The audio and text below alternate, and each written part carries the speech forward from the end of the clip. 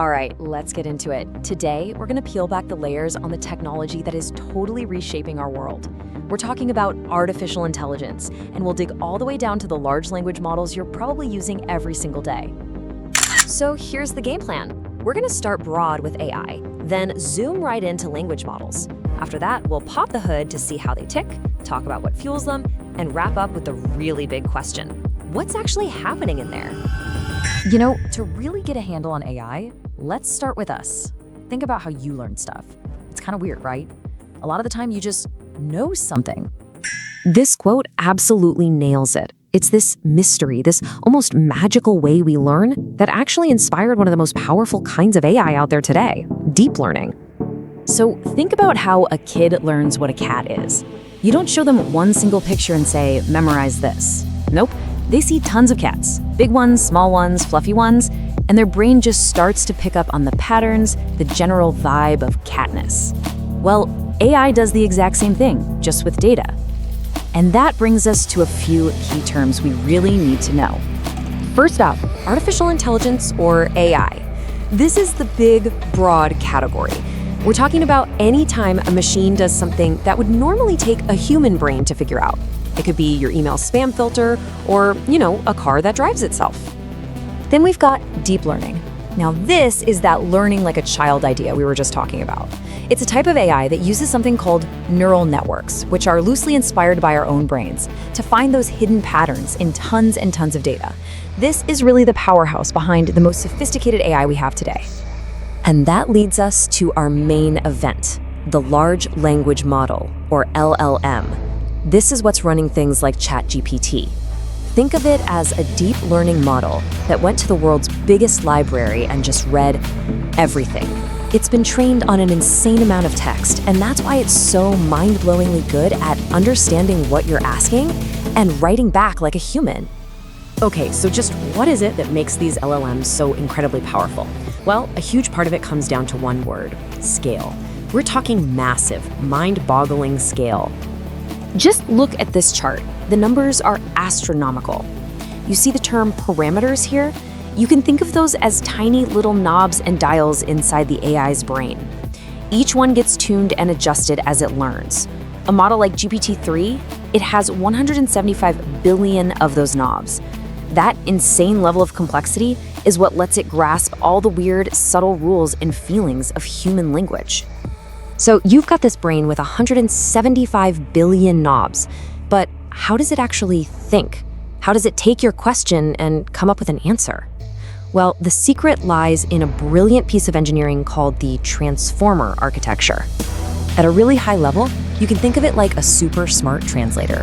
It has two main parts. First, there's the encoder. Its job is to read what you wrote and really truly understand it, not just the words, but the context and the meaning behind them.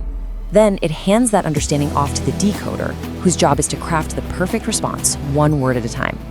So if we look inside that encoder, we find the real game changer. It's a mechanism called self-attention. And honestly, this is the breakthrough idea, the secret sauce that really unlocked the power of modern LLMs. It's all about understanding context. So what does it do? Well, check this out. If you give it a sentence like, "The animal didn't cross the street because it was too tired," how do you know if it refers to the animal or the street? Self-attention is how the model figures that out. It looks at every word in the sentence and calculates how important each word is to every other word. It builds this complex web of relationships to grasp the true meaning. Okay, I know this diagram looks intense, and it is, but the big idea is actually pretty cool. The model doesn't just do that self-attention thing once. It does it over and over again, all at the same time, using what they call attention heads. You can imagine each head is like a specialist. One head might focus on grammar, another might track who's doing what to whom. By combining all these different perspectives, the model builds an incredibly deep, layered understanding of your request before it even thinks about writing a response. All right, so we have this incredibly powerful engine, the transformer. But any engine, no matter how powerful, is just a useless hunk of metal without fuel. For an LLM, that fuel is data. And we're talking about an absolutely unimaginable amount of data. And this gets to one of the most important rules in all of AI. What you put in is what you get out. An LLM is fundamentally a mirror. reflecting the data it was fed. All its knowledge, its writing style, its quirks, and yeah, even its biases. It all comes from that training data. So how much data are we talking about? A model like Llama 3.1 was trained on 15 times trillion tokens. To put that in perspective, that's like reading every book in the Library of Congress thousands and thousands of times over. It's just staggering. So what on earth is in all that data? Well, it's basically a giant cocktail of, well, almost the entire internet. We're talking huge chunks of the public web, massive libraries of books, news archives, scientific research papers, and millions of lines of code from places like GitHub. If it's text and it's out there, chances are it's in the mix. Now, they don't just dump all this raw text into the machine. No way. It goes through this massive, multi-step cleaning process. First, they filter out the low-quality junk. Then they get rid of duplicates so the model doesn't just memorize the same stuff over and over. They work to scrub out personally identifiable information. Only after all of that is the data chopped up into pieces called tokens and finally ready for training. Okay, so all of this, the scale, the architecture, the data, it leads us to the biggest and I think most fascinating question in AI right now. Is this thing actually understanding what we're saying, or is it just the world's most sophisticated parrot? So you've got these two big camps. In one corner, you have the stochastic parrot idea. The theory is that the AI is just a super advanced autocomplete, statistically guessing the next best word without any real clue what it's talking about. But in the other corner, you have some of the godfathers of AI who argue the opposite.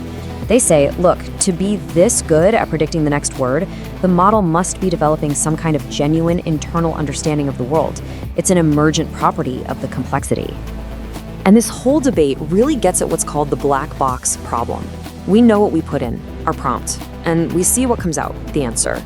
But the process in between, how it actually connects the dots and arrives at its conclusion, honestly, for the most part, we don't really know. It's a mystery.